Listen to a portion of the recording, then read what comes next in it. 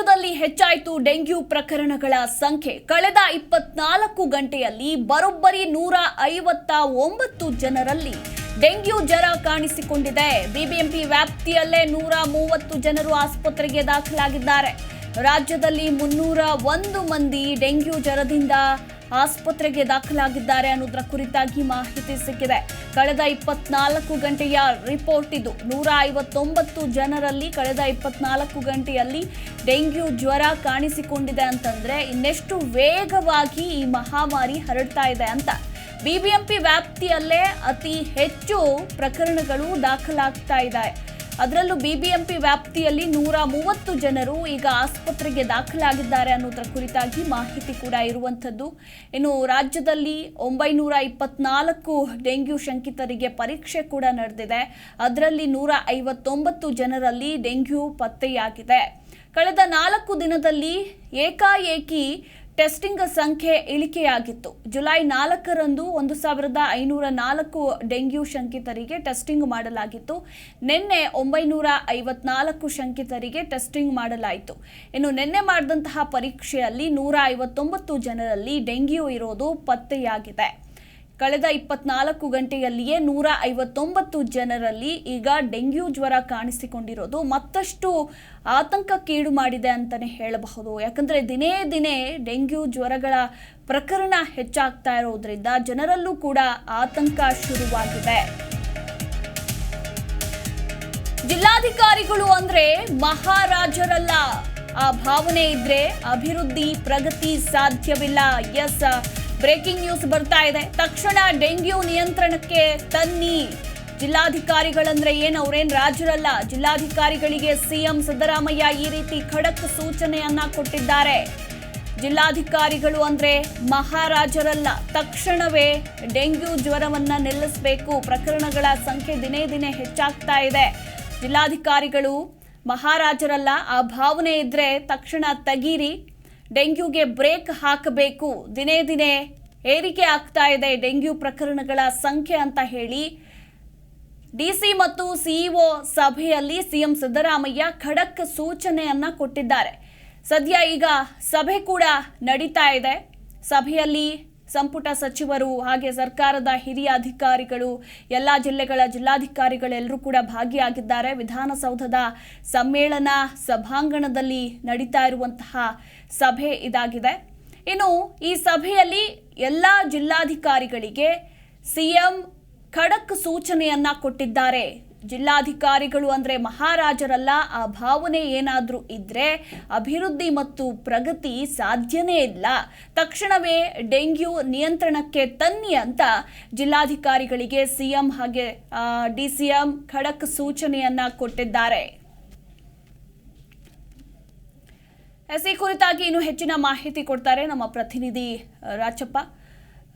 ಸದ್ಯ ಸಿಎಂ ನೇತೃತ್ವದಲ್ಲಿ ಡಿಸಿ ಮತ್ತು ಸಿಇಒಗಳ ಸಭೆ ನಡೀತಾ ಇದೆ. ಸಭೆಯ ಹೈಲೈಟ್ಸ್ ಏನೇನಿದೆ? ಮಧುಮಾಲ, ಈ ಒಂದು ಡಿಸಿ ಮತ್ತು ಸಿಇಒ ಸಭೆಯಲ್ಲಿ ಮುಖ್ಯಮಂತ್ರಿಗಳು ಅಧಿವೇಶನ ಇನ್ನೊಂದು ವಾರ ಇದೆ ಅಂತ ಅನ್ನೋ ಸಂದರ್ಭದಲ್ಲಿ ಈ ಒಂದು ಸಭೆಯನ್ನು ಕರೆದಂತೂ ಮಹತ್ವದಾಗಿದೆ. ಯಾಕಂದ್ರೆ ರಾಜ್ಯದ ಸಮಗ್ರ ಚಿತ್ರಣವನ್ನ ಮುಖ್ಯಮಂತ್ರಿಗಳು ಮತ್ತು ಇತರ ಸಚಿವರು ತಮ್ಮ ಇಲಾಖೆಯಲ್ಲಿ ಏನು ಅಭಿವೃದ್ಧಿ ಆಗಿದೆ, ಜಿಲ್ಲೆಗಳ ಸಮಸ್ಯೆ ಏನಿದೆ ಅಂತ ಅನ್ನೋದನ್ನ ಲೋಕಸಭಾ ಚುನಾವಣಾ ಬಳಿಕ ಈಗ ಸಭೆಯನ್ನು ಸೇರಿ ಚರ್ಚೆ ನಡೆಸಿರೋದು ಮಹತ್ವದಾಗಿದೆ. ಇಂದಿನ ಸಭೆಯಲ್ಲಿ ಪ್ರಮುಖವಾಗಿ ಸಿಎಂ ಮತ್ತು ಡಿಸಿಎಂ ಚರ್ಚೆ ಮಾಡ್ತಿರೋದು ಅತ್ಯಂತ ಹೆಚ್ಚಾಗಿ ಗಂಭೀರವಾಗಿ ರಾಜ್ಯಾದ್ಯಂತ ಕಂಡು ಬಂದಿರುವಂತಹ ಡೆಂಗ್ಯೂ ಪ್ರಕರಣ. ಅದೇ ರೀತಿ ಇತ್ತೀಚೆಗೆ ಜೀಕಾ ವೈರಸ್ ಇರ್ಬೋದು, ಹೊಸದಾಗಿ ಈಗ ಇಲಿ ಜ್ವರ ಪ್ರಕರಣ ಸಹ ಕೆಲವು ಕಡೆ ಪತ್ತೆ ಆಗ್ತಾ ಇದೆ. ಹೀಗಾಗಿ ರಾಜ್ಯದಲ್ಲಿ ತೀವ್ರ ಗತಿಯಾಗಿ ಈ ಒಂದು ಪ್ರಕರಣವನ್ನ ಎದುರಿಸಬೇಕು. ಇದುವರೆಗೆ ಜಿಲ್ಲಾಧಿಕಾರಿಗಳಿರ್ಬೋದು ಅಥವಾ ಜಿಲ್ಲಾ ಮುಖ್ಯ ನಿರ್ವಹಣಾಧಿಕಾರಿಗಳಿರ್ಬೋದು ಈ ಡೆಂಗ್ಯೂ ನಿರ್ವಹಣೆ ಸಂಬಂಧಪಟ್ಟಂತೆ ಯಾರು ಅಷ್ಟೊಂದು ಗಂಭೀರವಾಗಿ ಪರಿಗಣಿಸಿಲ್ಲ ಅಂತ ಅನ್ನೋದನ್ನ ಮುಖ್ಯಮಂತ್ರಿ ಸಿದ್ದರಾಮಯ್ಯರು ಈ ಒಂದು ಸಭೆಯಲ್ಲಿ ಪ್ರಥಮವಾಗಿ ಆರಂಭದಲ್ಲಿ ಅವರು ತಮ್ಮ ರಿಮಾರ್ಕ್ಸ್ ಅನ್ನ ಪಾಸ್ ಮಾಡಿದ್ದಾರೆ. ಅಂದ್ರೆ ಜಿಲ್ಲಾಧಿಕಾರಿಗಳು ಮತ್ತು ಜಿಲ್ಲಾ ಮುಖ್ಯ ಕಾರ್ಯನಿರ್ವಹಣಾಧಿಕಾರಿಗಳು ಸಮರ್ಪಕ ಕಾರ್ಯನಿರ್ವಹಣೆ ಮಾಡಿದ್ದೆ. ಅದರಲ್ಲಿ ಜಿಲ್ಲಾ ಡಿಎಚ್ಒಗಳಿರ್ಬೋದು ಮತ್ತೆ ಇತರ ಅಧಿಕಾರಿಗಳನ್ನ ವಿಶ್ವಾಸಕ್ಕೆ ತೆಗೆದುಕೊಂಡು ಈ ಒಂದು ಜಾಗೃತಿಯನ್ನು ಮೂಡಿಸಿ ಡೆಂಗ್ಯೂ ನಿಯಂತ್ರಣ ಮಾಡುವಂತಹ ಒಂದು ನಿಟ್ಟಿನಲ್ಲಿ ಕ್ರಮವನ್ನು ಕೈಗೊಳ್ಳಬಹುದಿತ್ತು. ಆದ್ರೆ ಅಷ್ಟೇನಾಗಿ ಎಫರ್ಟ್ ಅನ್ನ ಹಾಕಿಲ್ಲ ಅಂತ ಅನ್ನೋದನ್ನ ಸಿದ್ದರಾಮಯ್ಯರು ತಮ್ಮ ಒಂದು ಮೊದಲ ರಿಮಾರ್ಕ್ಸ್ ಅಲ್ಲಿ ತಮ್ಮ ಹೇಳಿಕೆಯನ್ನು ಕೊಟ್ಟಿದ್ದಾರೆ. ಹೀಗಾಗಿ ಡಿಎಚ್ಒ ಇರ್ಬೋದು, ಡಿಸಿಗಳಿರ್ಬೋದು, ತಾಲೂಕು ಮಟ್ಟದ ಅಧಿಕಾರಿಗಳು ಸಭೆ ನಡೆಸಿ ಆದಷ್ಟು ಶೀಘ್ರವಾಗಿ ಕ್ರಮವನ್ನು ಕೈಗೊಳ್ಳುವ ಮೂಲಕ ಡೆಂಗ್ಯೂ ನಿಯಂತ್ರಣಕ್ಕೆ ಕೆಲಸವನ್ನ ಮಾಡಿ ಉದಾಸೀನ ತೋರಿಸಬಾರ್ದು, ನಿರ್ಲಕ್ಷ್ಯವನ್ನ ಯಾವುದೇ ಕಾರಣಕ್ಕೂ ಮಾಡಬೇಡಿ ಅಂತ ಒಂದು ಎಚ್ಚರಿಕೆಯನ್ನ ಸಿಎಂ ಸಿದ್ದರಾಮಯ್ಯ ಮತ್ತು ಡಿಸಿಎಂ ಇದೇ ಒಂದು ಸಂದರ್ಭದಲ್ಲಿ ಕೊಟ್ಟಿದ್ದಾರೆ.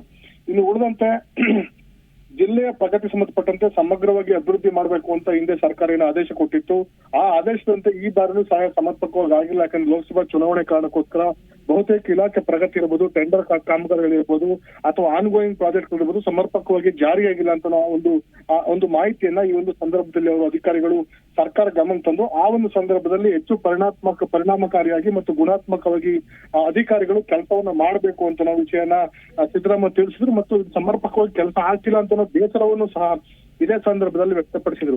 ಇನ್ನು ಮೂರನೇದಾಗಿ ರಾಜ್ಯಾದ್ಯಂತ ಬಹುತೇಕ ಕಡೆಯಲ್ಲಿ ಕಾನೂನು ಸುವ್ಯವಸ್ಥೆ ಅಷ್ಟೊಂದು ಪೂರಕವಾಗಿಲ್ಲ. ಎಸ್ಪಿಗಳಿರ್ಬೋದು, ಪೊಲೀಸರು ಸಮರ್ಪಕ ಕಾರ್ಯನಿರ್ವಹಣೆ ಮಾಡಿದಲ್ಲಿ ರಾಜ್ಯದಲ್ಲಿ ಕಾನೂನು ಸುವ್ಯವಸ್ಥೆಯನ್ನು ಹತೋಟಿಗೆ ತರಬಹುದಾಗಿತ್ತು. ಆದ್ರೆ ಬೇರೆ ಬೇರೆ ಕಡೆಗಳಲ್ಲಿ ನಿರಂತರ ಮಹಿಳೆಯರಿರ್ಬೋದು, ಮಕ್ಕಳಿರ್ಬೋದು, ಯುವತಿಯರಿರ್ಬೋದು, ಈ ರೀತಿ ದೌರ್ಜನ್ಯಗಳ ಪ್ರಕರಣಗಳಿರ್ಬೋದು, ಹಲ್ಲೆ ಪ್ರಕರಣ, ಕೊಲೆ ಪ್ರಕರಣಗಳು ವ್ಯಾಪಕವಾಗಿ ವರದಿಯಾಗ್ತದೆ. ಇದು ಸರ್ಕಾರಕ್ಕೆ ದೊಡ್ಡ ಮಟ್ಟದಲ್ಲಿ ಮುಜುಗರವನ್ನು ಸೃಷ್ಟಿ ಮಾಡಿದೆ.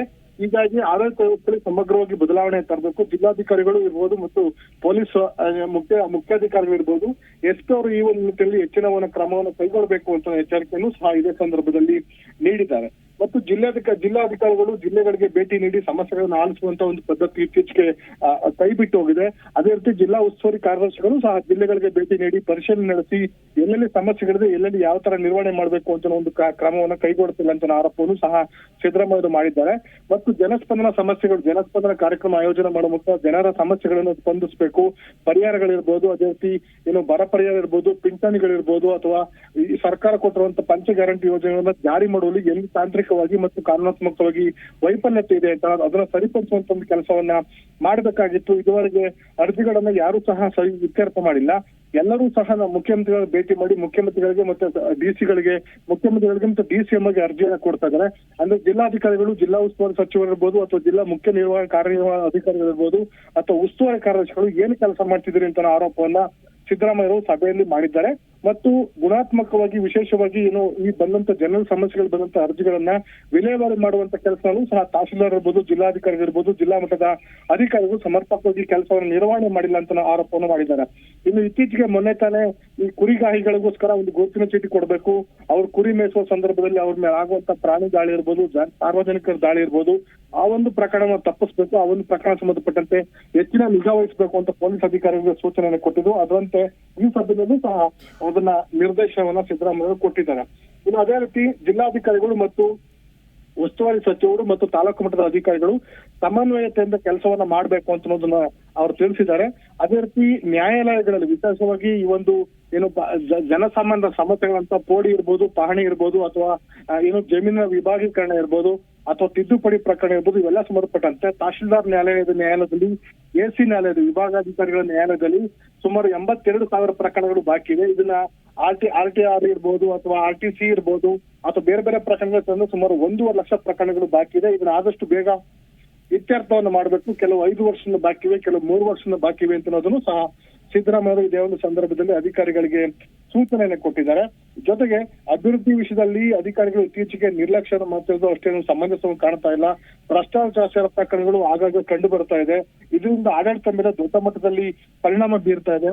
ಈಗಾಗಲೇ ಶಾಲಾ ಕಾಲೇಜುಗಳು ಆರಂಭವಾಗಿದೆ. ವಿದ್ಯಾರ್ಥಿಗಳಿಗೆ ಮತ್ತು ವಿದ್ಯಾರ್ಥಿನಿ ಇರಬಹುದು ಶಾಲೆಗಳಲ್ಲಿ ಸಮಸ್ಯೆಗಳನ್ನ ಪರಿಶೀಲನೆ ಮಾಡಿ ವರದಿಯನ್ನು ಕೊಟ್ಟು ತತ್ಕ್ಷಣದಲ್ಲಿ ಶಾಲೆಗಳ ನಿರ್ವಹಣೆ ಮಾಡುವಂತ ಇರ್ಬೋದು ಅಥವಾ ಆಹಾರ ಇರ್ಬೋದು, ಪುಸ್ತಕ ಇರ್ಬೋದು ಅಥವಾ ಸಮವಸ್ತ್ರ ಇರ್ಬೋದು, ಇದ್ರ ಬಗ್ಗೆ ಏನೆಲ್ಲ ಆಗಿದೆ ಅಂತ ಪರಿಶೀಲನೆ ಮಾಡಿ ಆದಷ್ಟು ಬೇಗ ಕ್ರಮವನ್ನು ಕೈಗೊಳ್ಳಿ, ಅದನ್ನು ಯಾರೆಲ್ಲ ಪರಿಶೀಲನೆ ಮಾಡಿದ್ದೀರಾ ಅಂತ ವರದಿಯನ್ನು ಸಹ ಸಿದ್ದರಾಮಯ್ಯ ಇದೇ ಒಂದು ಸಂದರ್ಭದಲ್ಲಿ ಕೇಳಿದ್ದಾರೆ.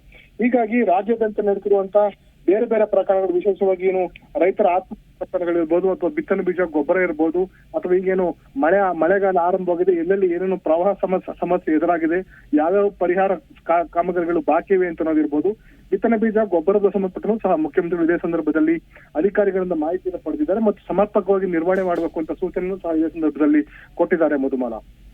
ಎಸ್, ಥ್ಯಾಂಕ್ ಯು ರಾಜಪ್ಪ ನಿಮ್ಮೆಲ್ಲ ಮಾಹಿತಿಗಾಗಿ.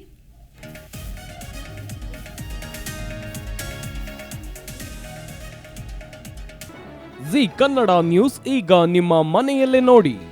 ಎಲ್ಲ ಕೇಬಲ್ಗಳಲ್ಲಿ ಈಗ ಲಭ್ಯ. Sun Direct 292, Jio TV 1334, U digital 162, city cable 51, GTPL 17, Abhishek cables 821, rock line telecommunication 51, Shri Basaveshwara number 60, Vinayaka digital number 53, in digital number 896ರಲ್ಲಿ ನಿಮ್ಮಿಸ್ತದ ಜಿ ಕನ್ನಡ ನ್ಯೂಸ್ ನೋಡಿ ಆನಂದಿಸಿ.